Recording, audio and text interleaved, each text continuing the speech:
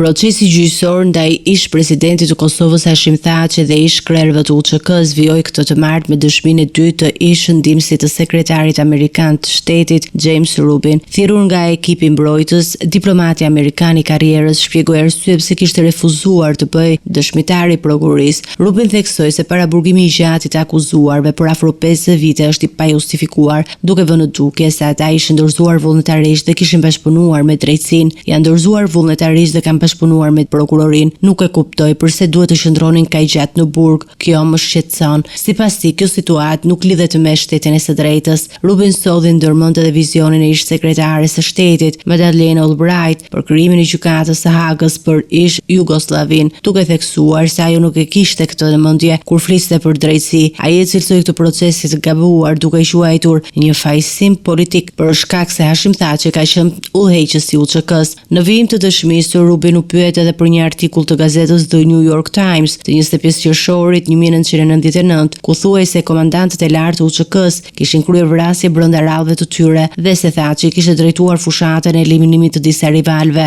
Artikulli sipas prokurorisë referohet dëshmisë të pjesëtarëve të UÇK-s tek diplomatë amerikanë, të cilët pretendonin se kanë qenë dëshmitar të drejtë për drejtë të këtyre ngjarjeve. Rubin u shpreh se nuk e mbante mend mirë artikullin e asaj kohe, por ngriti dyshime serioze për autorin e tij. Autori i këtij artikulli në mënyrë të vazhdueshme ka shkruar gjëra që kanë qenë të rreme, komentoi ai. Diplomati amerikan shprehu gjithashtu skepticizëm për një raport të vitit 1998 të Kombeve të Bashkuara, ku flitej për rrëmbime të civilëve dhe policëve serb, shqiptarë, rom, nga persona që besoi se i përkisnin UÇK-s. Rubin tha me bindje se OKB-ja shpesh herë nuk i ka përshkruar në mënyrë korrekte ngjarjet në Kosovë. Dëshmia e James Rubin shihet si një ndër momentet më të rëndësishme të këtij procesi, pasi vjen nga një figurë që ka qenë në qendër të zhvillimeve diplomatike gjatë luftës në Kosovë dhe dyshime mbi besueshmërinë e burimeve të prokurorisë.